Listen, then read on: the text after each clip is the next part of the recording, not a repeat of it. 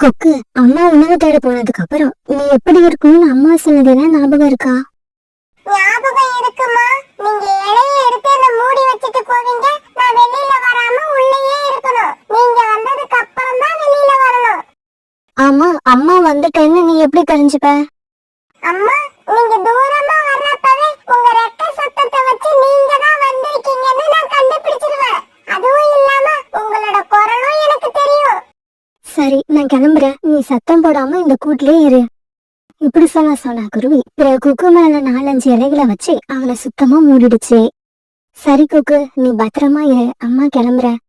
இப்படி சொன்னா குருவி பிறகு உணவு தேடுறதுக்காக பறந்து போயிடுச்சு. புறான்னா, நான் குக்குவை இலையால மூடி வச்சுட்டு வந்திருக்கேன். இன்னைக்கு நான் உணவு தேடி எடுத்துக்கிட்டு சீக்கிரமா போகணும்.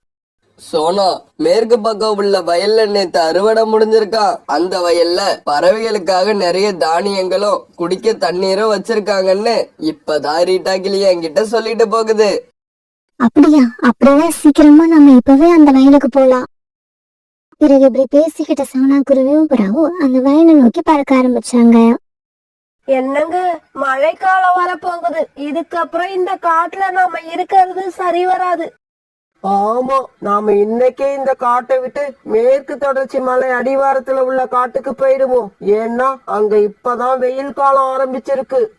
என்னங்க, அவ்வளவு தூரம் என்னால பசியில பறந்து வர முடியாது. அதனால நாம 2 பேரும் இறை தேட போவோம். கிடைக்கிற உணவுல பாதியை இப்ப சாப்பிட்டுட்டு மீதி பாதியை எடுத்துக்கிட்டு நம்ம பயணத்தை ஆரம்பிக்கலாம்.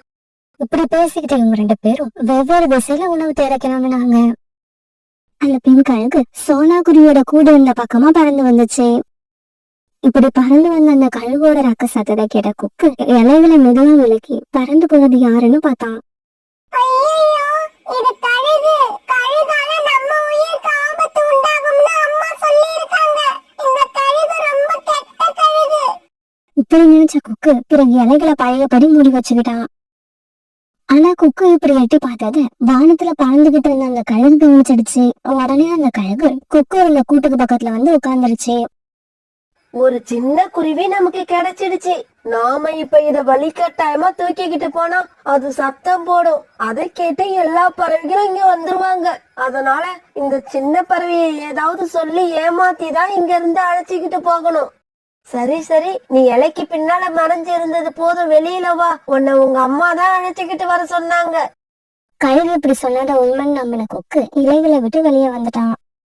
இல்ல, நீங்க நல்ல பறவை கிடையாது, கெட்ட பறவை. எங்க அம்மா எனக்கு உங்களை பத்தி நிறைய சொல்லியிருக்காங்க. இல்லடா தம்பி, அப்படி இல்ல. நான் ரொம்ப நல்லவன். நான் உன்னை கொன்னு திங்கணும்னா இப்பவே கொன்னு தின்னுடுவேன். என்னோட எண்ணம் அது இல்ல.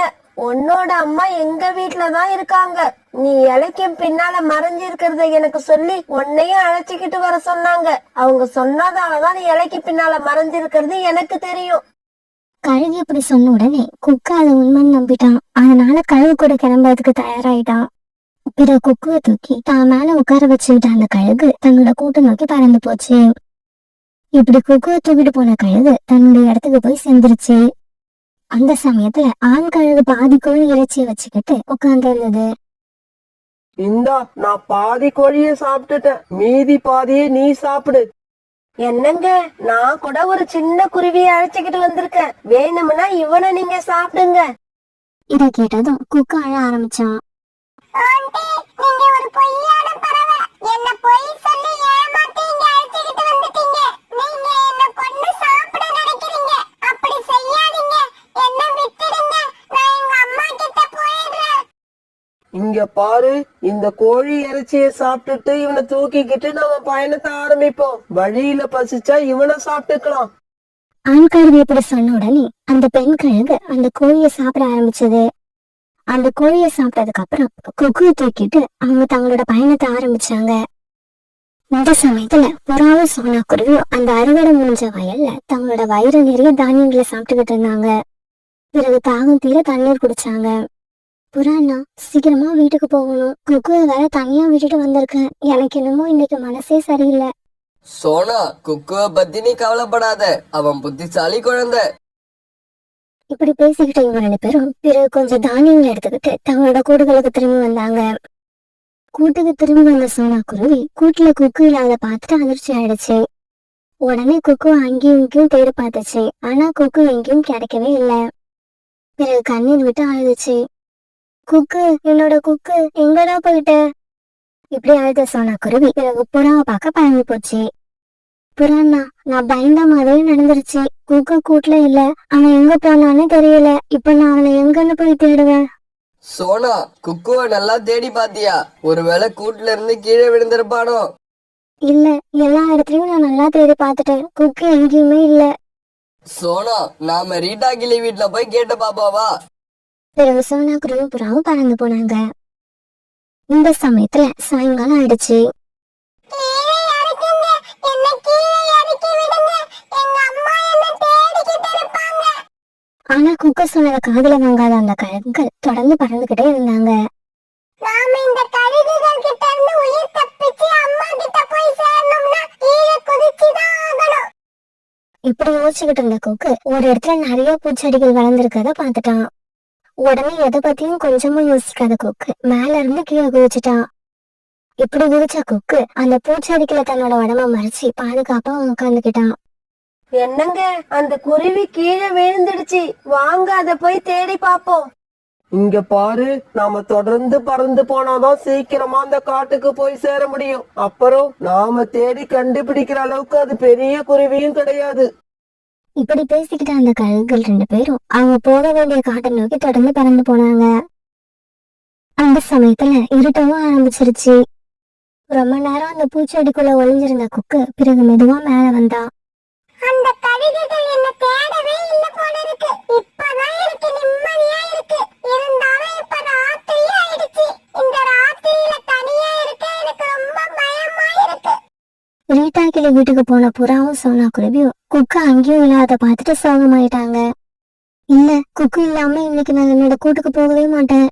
சோனா, கவலைப்படாத, நானும் உன் கூட வரேன். நாம குக்குவை மலைப்பக்கம் போய் தேடி பார்த்துட்டு வருவோம். உடனே சோனா குருவியும் புறாவும் குக்குவை தேடி பறந்து போக ஆரம்பிச்சாங்க. குக்கு, குக்கு, நீ எங்க இருக்க? குக்கு, குக்கு. இருட்டுக்கு பயந்துகிட்டு மறுபடியும் செடிகளுக்குள்ள போய் உட்கார்ந்திருந்த குக்கு சோனா குருவியும் புறாவும் இப்படி கத்துனதை கேட்ட உடனே ரொம்பவும் சந்தோஷமா வெளியில வந்தான். அம்மா, அம்மா, நான் இங்க இருக்கேன். இங்க வாங்க, நான் இங்க இருக்கேன். உடனே சோனா குருவியும் புறாவும் குக்கு இருந்த இடத்துக்கு பறந்து போனாங்க. குக்குவை பார்த்த உடனே சோனா குருவி அவனை தூக்கி தன்னோட நெஞ்சோட அணைச்சிக்கிச்சு. அந்த சமயத்துல அவங்க 2 பேருமே கண்ணீர் விட்டு அழுதாங்க. டேய் குக்கு, நீ இந்த இடத்துக்கு எப்படிடா வந்த? அம்மா இப்படி கேட்டதும் குக்கு நடந்தது எல்லாத்தையும் தன்னோட அம்மா கிட்ட சொன்னான். அந்த கழுகு கிட்ட நான் எவ்வளவோ கெஞ்சி பார்த்தம்மா. அது என்னை இறக்கி விடவே இல்ல. உடனே நான் மேல இருந்து குதிச்சிட்டேன். சோனா, உன் பையன் சின்ன தவறு பண்ணி அந்த கழுகு கிட்ட மாட்டினாலும் மறுபடியும் தன்னோட புத்தியை உபயோகப்படுத்தி அது கிட்ட இருந்து தப்பிச்சு வந்துட்டான். பிறகு இவங்க 3 பேரும் ரொம்ப சந்தோஷமா அந்த இடத்த விட்டு தங்களோட கூடுகளுக்கு பறந்து போக ஆரம்பிச்சாங்க. கோரிக்காகவும் ஒரு நாள் தங்களோட வீட்டுல படுத்து தூங்கிக்கிட்டு இருந்தாங்க. அந்த சமயம் கோரிக்காகத்தோட அம்மா காலுக்காகத்தோட வீட்டுக்கு வந்தாங்க. கோரி, கோரி, என்னடி விடிஞ்சு இவ்வளவு நேரம் ஆகுது, இன்னும் தூங்கிக்கிட்டு இருக்க? அம்மா குரல கேட்ட கோரிக்காகம் உடனே எந்திரிச்சு உட்காருது. அம்மா, வாங்கம்மா, என்ன திடீர்னு வந்திருக்கீங்க? காளிஜி, சீக்கிரம் எழுந்திருங்க. எங்க அம்மா வந்திருக்காங்க பாருங்க, அவங்கள வாங்கன்னு கூப்பிடுங்க. வாங்கன்னு கூப்பிடலன்னா திரும்பி போயிடவா போறாங்க? அத்தை, என்ன இப்படி திடீர்னு வந்து நிக்கிறீங்க? நீங்க ரொம்ப அவசரமா வந்ததை பார்த்தா யாருக்கோ நேரம் சரியில்லைன்னு நினைக்கிறேன். என்னடி கோரி இது, மாப்பிள்ளை இப்படி பேசுறாரு? கல்யாணம் ஆன புதுசுல எப்படி இருந்தாரோ அப்படியே தான் இருக்காரு, கொஞ்சம் கூட மாறல. அம்மா, அவரு கிடக்குறாரு, விடுங்கம்மா. நீங்க ஏன் இப்படி ரொம்ப டல்லா இருக்கீங்க? உங்க உடம்புக்கு என்னாச்சு? கோரி, அத பத்தி பேசுறதுக்காக தான் நான் இவ்வளவு அவசரமா வந்திருக்கேன். நேத்து நான் என்னோட உடம்ப பருந்து டாக்டர் கிட்ட போய் செக் பண்ணனேன். என்னோட உடம்பு ரொம்ப வீக்கா இருக்கான். பார்த்தா அப்படி தெரியலையே. மாப்பிள, குறுக்க குறுக்க பேசாதீங்க. என்னோட உடம்பு பழையபடி ஆகணும்னா நிறைய மாத்திரை மருந்தெல்லாம் சாப்பிடணுமா. அதுக்கெல்லாம் நிறைய பணம் செலவாகும் போல இருக்கு. அதனால நான் நம்ம வீட்டுக்கு பக்கத்துல இருக்கிற நாட்டு வைத்தியரை போய் பார்த்தேன். அவர் என்ன சொன்னாருமா? பிறந்து 1 வருஷம் ஆன குழந்தை பறவைகளை பிடிச்சு சூப் வச்சு குடிச்சா போன தெம்பு ஒரே நாள்ல வந்துரும்னு சொல்றாரு. காலுஜி, என்ன பேசாம இருக்கீங்க? அம்மா சொல்றத காதுல வாங்குனீங்களா? உங்களுக்கு தெரிஞ்சு அப்படி ஏதாவது குழந்தைங்க நம்ம காட்டுல இருக்கா? இங்க பாரு கோரி, இந்த மாதிரி வேலையெல்லாம் என்னால பார்க்க முடியாது. எந்த பொருளையாவது யார் வீட்லயாவது போய் திருட சொல்றீங்களா, அதை செய்வேன். ஆனா அடுத்தவங்க குழந்தைங்களை என்னால கொல்ல முடியாது. நான் செய்வேன். எங்க அம்மாவுக்காக நான் எதையும் செய்வேன். தாராளமா செய், உன்னை நான் தடுக்கவே மாட்டேன். ஆனா ஜாக்கிரதையா இரு, எங்கேயாவது போய் அடி வாங்கிக்கிட்டு இங்க வந்து கண்ணை கசக்கிக்கிட்டு நிக்காத. அம்மா, நீங்க கவலைப்படாதீங்க. இவர் இல்லாட்டி என்ன, நீங்க கேட்ட மாதிரி ஒரு பறவை குழந்தைய இன்னைக்கே கொண்டு வரேன். இப்படி சொன்ன கோரிக்காகவும் உடனே வெளியில பறந்து போச்சு. இப்படி போன கோரிக்காகவும் வீட்டுக்கும் பக்கத்துல இருந்த மரத்துல மறைஞ்சிருந்து சோனா குருவியோட வீட்டை கண்காணிக்க ஆரம்பிச்சது. இந்த சோனா குருவி வீட்டுல ஒரு குழந்தை இருக்கிறது தெரியும். சோனா இப்ப வீட்டுல இருக்கா என்னன்னு தான் தெரியல. கொஞ்ச நேரத்துல சோனா குருவியும் அந்த பையன் குக்கும் வீட்டை விட்டு வெளியே வந்தாங்க. குக்கு அம்மா போய் நதியில தண்ணீர் குடிச்சிட்டு வர வரைக்கும் சமத்தா வீட்டுக்குள்ளேயே இருக்கணும். அம்மா அம்மா, வீட்டுக்குள்ள போய் உட்கார்ந்தா போர் அடிக்குது. நான் இப்படி வெளியிலேயே உட்கார்ந்து வேடிக்கை பார்த்துட்டு இருக்கேன். நீங்க சீக்கிரமா வந்துருங்க. இங்க பாரு குக்கு, நீ வெளியில உட்கார கூடாது, அது ரொம்ப ஆபத்து. இவங்க இப்படி பேசிக்கிட்டு இருக்க சமயத்துல புறா அங்க வந்தது. என்ன சோனா, அம்மாவும் பையனும் என்ன பேசிக்கிட்டு இருக்கீங்க? நான் போய் தண்ணி குடிச்சிட்டு வர வரைக்கும் வீட்டுக்குள்ள போய் உட்காருன்னு சொன்னேன். இவன் என்னடானா வெளியில தான் உட்காருவேன்னு அடம் பிடிக்கிறான். இதுதான் பிரச்சனையா? நீ போய் தண்ணி குடிச்சிட்டு வா, நான் அது வரைக்கும் குக்கு கூட இங்க உட்கார்ந்துருக்கேன். சே, இந்த புறா ஒரு 5 நிமிஷம் லேட்டா வந்திருக்க கூடாது. என்னோட வேலை ஈஸியா முடிஞ்சிருக்கும். இந்த புறாவால நமக்கு எப்பவுமே தொல்லைதான். இப்படி தனக்கு தானே பேசிக்கிட்ட கோரிக்காவும் பிறகு அங்க வந்து பறந்து போச்சு. பாரு மிட்டு, நீ வீட்லயே பத்திரமா இரு. அம்மா போய் ஏதாவது சாப்பிட பழம் கிடைக்குதான்னு பார்த்துட்டு வரேன். அம்மா அம்மா, சீக்கிரமா வாங்க, எனக்கு ரொம்ப பசிக்குது. பிறகு ரீட்டா கிளி வீட்டை விட்டு வெளியே பறந்து போச்சு. ரீட்டா கிளி வீட்டுக்கு பக்கத்துல மறைஞ்சிருந்த கோரிக்காகும் ரீட்டா கிளி வீட்டை விட்டு வெளியே போறத பார்த்துட்டு சந்தோஷமாயிடுச்சு. உடனே கோரிக்காவை ரீட்டா கிளி வீட்டு ஜன்னல் பக்கம் போச்சு. மிட்டு, உங்க அம்மா எங்க? சீக்கிரமா வந்து கதவை திறக்க சொல்லு. ஆண்டி, எங்க அம்மா சாப்பிட பழம் கிடைக்குதான்னு பார்க்க போயிருக்காங்க. அப்படியா? ஐயோ, இப்ப என்ன பண்றது? உன்னையும் உங்க அம்மாவையும் அழைச்சுக்கிட்டு போய் குல்ஃபி ஐஸ் வாங்கி தரலான்னு நினைச்சேன். இந்த சமயத்துல உங்க அம்மா வீட்ல இல்ல. ஆண்டி ஆண்டி, அம்மா வீட்ல இல்லன்னா என்ன, நான் இருக்கேன்ல, எனக்கு வாங்கி கொடுங்க. அப்ப ஒண்ணு பண்ணு, நீ என் கூட வந்து உங்க அம்மாவுக்கும் சேர்த்து 2 குல்ஃபி ஐஸ் வாங்கிட்டு வந்துரு. சரிங்க ஆண்டி, அப்படியே பண்றேன். இப்படி சொன்ன மிட்டு வாசல் கதவை திறந்துகிட்டு வீட்டை விட்டு வெளியே போனான். இப்படி வெளியில வந்த மிட்டுவை கூப்பிட்டுக்கிட்டு கோரிக்காவை ரொம்ப சந்தோஷமா தன்னோட வீட்டை நோக்கி பறக்க ஆரம்பிச்சது. இங்க பாரு மிட்டு, அங்க வந்து என்கிட்ட நிறைய குல்ஃபி ஐஸ் கேட்க கூடாது. நான் 2 தான் வாங்கி தருவேன்.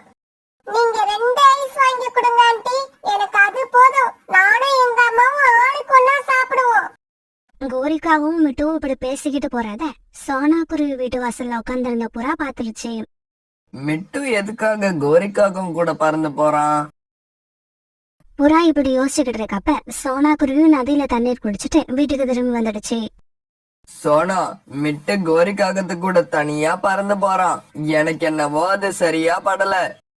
புறாண்ணா, நீங்க சொல்றது சரிதான். அப்புறம் நாம அத பத்தி இங்கேயே உட்கார்ந்து பேசுறத விட அவங்கள ஃபாலோ பண்ணி என்ன நடக்குதுன்னு பாக்கலாம். குக்கு, நீ நம்ம கூட்டுல உள்ள பள்ளமான பகுதியில போய் மறைஞ்சு உட்காந்துக்க. அம்மா கொஞ்சம் வெளியில போயிட்டு சீக்கிரமா வந்துடுறேன். இப்படி சொன்ன சோனா குருவி குக்குவை வீட்டுக்குள்ள அனுப்பிட்டு கதவை வெளிப்பக்கமா போட்டு பூட்டிடுச்சு. கோரிக்காகத்து கூட பறந்து போன மிட்டு ரொம்ப தூரம் போன உடனே பறக்க முடியாம ஒரு மரக்கடையில உட்கார்ந்துட்டான். ஆண்டி, இதுக்கு மேல என்னால பறக்க முடியாது. நான் ரொம்ப களைச்சி போயிட்டேன். மிட்டு, குல்ஃபி ஐஸ் விக்கிற கடை இன்னும் கொஞ்ச தூரத்துலதான் இருக்கு. உன்னால முடியலன்னா சொல்லு, நான் உன்னை தூக்கிக்கிட்டு போறேன். இந்த சமயத்துல புறாவும் சோனா குருவியும் அந்த இடத்துக்கு வந்துட்டாங்க. கோரி, நீ மிட்டுவை கூப்பிட்டுக்கிட்டு எங்க போய்கிட்டு இருக்க? நானா? நான் வந்து குல்ஃபி ஐஸ் வாங்கி கொடுக்கறதுக்காக மிட்டுவை கூப்பிட்டுக்கிட்டு போறேன். எங்களுக்கு கூட குல்ஃபி ஐஸ் சாப்பிடணும்னு ரொம்ப நாள் ஆசை. சரி வா, நாங்களும் உங்க கூட வரோம். இங்க பாருங்க, உங்களுக்கெல்லாம் வாங்கி கொடுக்க என்கிட்ட காசு கிடையாது. காசு எங்க கிட்ட இருக்கு, நீங்க கடையை மட்டும் காட்டுங்க, குல்ஃபி ஐஸ நாங்களே வாங்கிக்கிறோம். ஐயோ, மணி ஆயிடுச்சு. இந்நேரம் குல்ஃபி ஐஸ் விக்கிற கடையை மூடி இருப்பாங்க. மிட்டு, நீ இவங்க கூட வீட்டுக்கு போயிடு. நான் இன்னொரு நாளைக்கு உனக்கு குல்ஃபி ஐஸ் வாங்கி தரேன். இப்படி சொன்ன கோரிக்காகவும் உடனே அந்த இடத்த விட்டு பறந்து போயிடுச்சு. புறாண்ணா, இந்த கோரி அக்கா ஏதோ தப்பா பிளான் பண்ணிருக்காங்க, அதனாலதான் நம்ம கிட்ட இருந்து எஸ்கேப் ஆகி ஓடுறாங்க. உங்களை இங்க யாரு வர சொன்னது? என்ன கோரி ஆண்டி தூக்கிட்டு போய் ஐஸ்கிரீம் வாங்கி கொடுக்கறேன்னு சொன்னாங்க. நீங்க வந்ததால எல்லாம் கெட்டு போச்சு. இங்க பாருமிட்டு, நான் சொல்றது கேளு. இந்த கோரி ஆண்டி ரொம்பவும் கெட்டவங்க. அவங்க கூட இனிமே இந்த மாதிரி தனியா நீ எங்கேயும் வரக்கூடாது. பிறகு மிட்டுவை தூக்கிட்டு சோனா குருவியும் புறாவும் ரீட்டா கிளி வீட்டுக்கு பறந்து போனாங்க. சோனா, புறா, நீங்க 2 பேரும் சரியான சமயத்துல மிட்டுவா பாக்கலன்னா அவனுக்கு கண்டிப்பா ஏதாவது ஆபத்து வந்திருக்கும். அம்மா அம்மா, கோரி ஆண்டி எனக்கு இந்நேரம் குல்ஃபி ஐஸ் வாங்கி கொடுத்திருப்பாங்க. இவங்க 2 பேரும் வந்து காரியத்தையே கெடுத்துட்டாங்க. இங்க பாரு மிட்டு, அம்மா அப்பா வீட்ல இல்லாதப்ப நீ யார் கூடயாவது வீட்டை விட்டு வெளியே போன காலை உடைச்சிடுவேன், ஜாக்கிரதை. அம்மாவுக்கு இப்ப நான் வீட்டுக்கு போய் என்ன பதில் சொல்றது? வெறும் கையோட போனா அம்மா என்ன ரொம்ப கேவலமா நினைச்சிருவாங்க. இப்படி நினைச்சுக்கிட்டு பறந்துகிட்டு இருந்த கோரிக்காகவும் இப்ப மலைப்பகுதிக்கு பறந்து வந்துருச்சு. அங்கிருந்து ஒரு கூட்டுல கழுகோட குழந்தை மட்டும் தனியா உட்கார்ந்து இருக்கிறத பாத்துடுச்சு. கழுகு குழந்தை தனியா இருக்கிறத பார்த்த கோரிக்காகவும் உடனே அந்த கூட்டுக்கு போச்சு. தம்பி தம்பி, எங்க வீட்ல குல்ஃபி ஐஸ் நிறைய இருக்கு, ஆனா சாப்பிடதான் ஆள் இல்ல. நீ வந்தீன்னா உனக்கு 2 குல்ஃபி ஐஸ் கொடுப்பேன். கோரிக்காக இப்படி கூப்பிட்டதும் குல்ஃபி ஐஸ் சாப்பிட ஆசைப்பட்ட கழுகோட குழந்தையும் கோரிக்காவும் கூட பறந்து போச்சு. கோரி, என்னடி இது? இந்த கழுகு குழந்தைய எதுக்காக அழைச்சுக்கிட்டு வந்த? அம்மா, நீங்க தானமா 1 வயசுக்குள்ள உள்ள பறவை குழந்தைய சாப்பிட்டா உங்களுக்கு சத்து வரும்னு சொன்னீங்க, அதனாலதான் அழைச்சுக்கிட்டு வந்தேன். அடியே கோரி, அந்த நாட்டு வைத்தியரு குருவி குழந்தைங்க, புறா குழந்தைங்க, கிளி குழந்தைங்க, இந்த மாதிரி குழந்தைங்கள தான் சாப்பிட சொன்னாரு. கழுகு குழந்தைய சாப்பிட சொல்லல. ஆண்டி ஆண்டி, எனக்கு குல்ஃபி ஐஸ் எடுத்து கொடுங்க, நான் வீட்டுக்கு கிளம்பணும். ஏய், கொஞ்ச நேரம் சும்மா இரு, ஏற்கனவே நான் எரிச்சல்ல இருக்கேன். அம்மா, அப்படின்னா இப்ப இந்த கழுகு குழந்தை உங்களுக்கு தேவையா இல்லையா? தேவையில்லடி கோரி, இந்த குழந்தை தேவையில்ல. இத கொண்டு போய் அழைச்சிக்கிட்டு வந்த இடத்துலயே விட்டுட்டு வந்துரு. என்னம்மா இது, கடைசியில இப்படி ஆயிடுச்சு. டேய் தம்பி, இதுக்கப்புறம் உனக்கு இங்க வேலை இல்ல, நீ உன்னோட வீட்டுக்கு போகலாம். போக மாட்டேன். நீங்க எனக்கு குல்ஃபி ஐஸ் தரேன்னு சொல்லி தானே அழைச்சுக்கிட்டு வந்தீங்க. குல்ஃபி ஐஸ் எடுத்து கொடுங்க, அதை கொடுத்தா தானே வீட்டுக்கு போவேன். குல்ஃபி ஐஸ் வேணுமா? எனக்கு வர்ற ஆத்திரத்துல உன்னை என்ன பண்ணுவேன்னு தெரியாது. மரியாதையா வீட்டை விட்டு வெளியில போயிடு. இப்படி சொன்ன கோரிக்காகவும் பிறகு அந்த குழந்தைய தரன்னு இழுத்துக்கிட்டு போச்சு. இப்படி இழுத்துக்கிட்டு போன கழுகு குழந்தைய கோரிக்காகவும் வீட்டை விட்டு வெளியில தள்ளிடுச்சு. அம்மா அம்மா, ஐஸ், எனக்கு ஐஸ் வேணும். ஐஸ் கொடுக்காட்டி நான் போக மாட்டேன். இந்த சமயத்துல தன்னோட குழந்தைய காணாம தேடிட்டு வந்த கழுகும் அந்த இடத்துக்கு வந்துருச்சு. அம்மாவை பார்த்த உடனே அந்த கழுகு குழந்தை நடந்தது எல்லாத்தையும் அழுதுகிட்டு அவங்க அம்மா கிட்ட சொல்லுச்சு. என் குழந்தைய பொய் சொல்லி அழைச்சுக்கிட்டு வந்ததும் இல்லாம அவன் கழுத்தை பிடிச்சு வீட்டை விட்டு வெளியே தள்ளி இருக்க. கோரி, இன்னைக்கு நீ காலி. கோரிக்காகத்துக்கு இப்ப சரியான அடி விழுந்துகிட்டு இருந்தது. ரொம்ப நேரம் இப்படி கோரிக்காகத்துக்கு தண்டனை கொடுத்த கழுகு பிறகு தன்னோட குழந்தைய கூப்பிட்டுக்கிட்டு அந்த இடத்த விட்டு பறந்து போயிடுச்சு. மாப்பிள, என்ன இது? என் பொண்ணு இப்படி அடிபட்டு கிடக்கா. இந்த சமயத்துல உங்களுக்கு எப்படிதான் சிரிப்பு வருது? அப்படி இல்ல அத்தை, காலையில உங்களை பார்த்த உடனே யாருக்கோ நேரம் சரியில்லைன்னு நினைச்சேன். ஆனா நம்ம கோரிக்கைதான் நேரம் சரியில்லைன்னு எனக்கு இப்பதான் தெரிஞ்சது.